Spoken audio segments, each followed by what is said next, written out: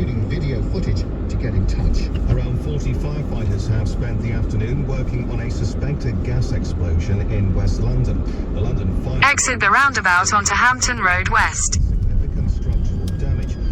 Continue on A312 for 2 miles. Taken to hospital. And an investigation has now begun after a ferry ran aground on Orkney, leading to the evacuation of 60 passengers. The MV Pentalina is now being surveyed to establish the extent of any damage after it issued a Mayday message on Saturday night. LBC weather: showers in the west will ease tonight, but some of them will then move east. Rain in Scotland and a low of 7. For Monday, rain in the north will move south and also become showery. Otherwise, it's a case of sunny spells with a chance of thunderstorms in eastern and southeastern England with a high of 17 degrees. From Global's newsroom for LBC, I'm Tim Daly. This is LBC from Global, leading Britain's conversation with Rachel Johnson.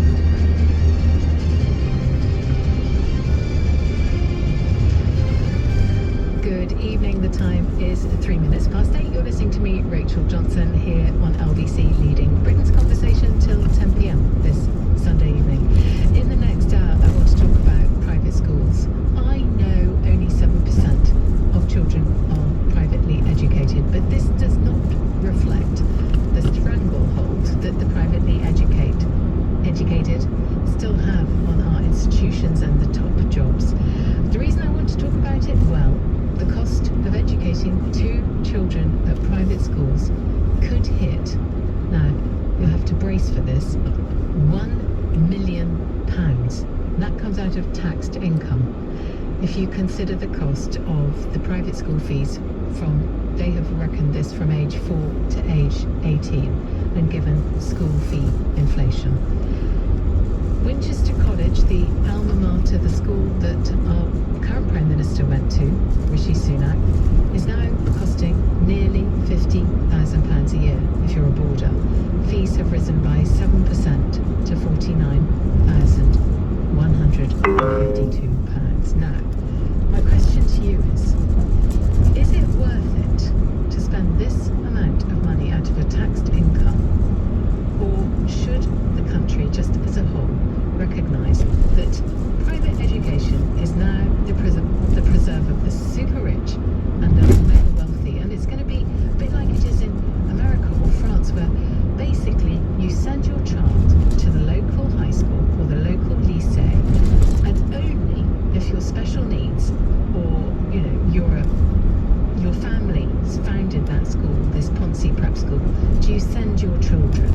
So given that it now costs upwards of £1 million to educate 2 children privately, is it worth it, or is it time for a total rethink on really a reset of expectations on the part of the middle class, upper middle class, or the wealthy parents who used to think they could afford private education for their children? Let me just tell you where I stand on this.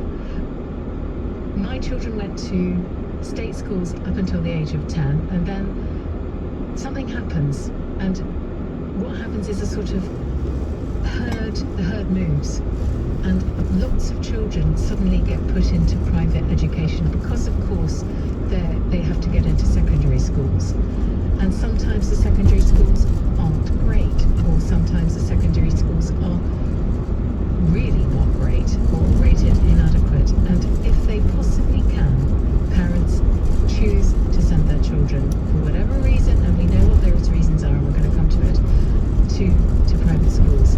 And if you live in a major city like London, those private schools are, let me tell you, super competitive. You have to be off the scale intelligent and diligent and competitive to be able to get in. So what these parents end up doing is sending their children to boarding school, and let me tell you, that really costs. So I'm going to be honest with you. I'm going to say my 3 children, all at various stages, went to boarding school, and I paid for it out of taxed income. My husband worked for a charity. We reckon that it cost probably £500,000 in all to educate our children privately. Was it worth it? Do you know what I'd say now? I'd say no. children would say, I would say, I wish from the bottom of my heart that I had put aside those tens of thousands of pounds that we were shelling out a year into a savings account, so that that could help my children when it came to getting their foot on the housing ladder. That, I think, would have been a far... In 300 yards, turn left onto Roslin Avenue. Money. But what I recognised was going on was that I was buying them privilege, because there's a direct pipeline, of course, isn't there, from private schools into top universities, and from top universities into top jobs. And so, of course, I was trying to buy advantage. Take the next left onto Roslin Avenue, then you will arrive at your destination. You granted it called privilege, just to reflect the fact that we were the recipients of privilege, bought privilege by our own parents. And if we didn't have private schools, I suggest we really would have a meritocracy. And that is worth, in a way, far more money to all of us if there was much more of a level playing field. You have arrived. In terms of class and education, because let's face it, they really count. People talk about money, but in fact, education is privilege. Education is advantage, and this is what parents are trying to buy. And now it costs £1 million. Well, I know some parents will think it's worth it, but do you? And why do you think these parents aren't putting the same value on state education that is available to all? 0345.